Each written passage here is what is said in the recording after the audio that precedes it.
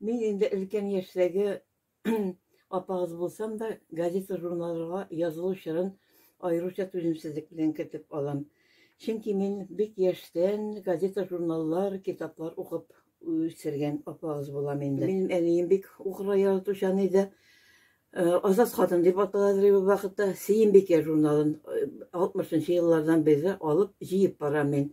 Дөрес, соңгы елларда инде һәр вакытта ел сайын язылып булмый. Но менә беләсезме, быел мин беренче яртылыкка да язылган идем, икенче яртылыкка да язылган идем. Һәм ул миңа нинди шатлык китерде? Беренче яртылыкка язылып, шунда Уйнат медиа тарафыннан уйнап, газета журналларда уйнатып, Сөембикә журналында мин ит таскычы аттым. Ул минем күңелемә инде бик матур сарымай кебек булды.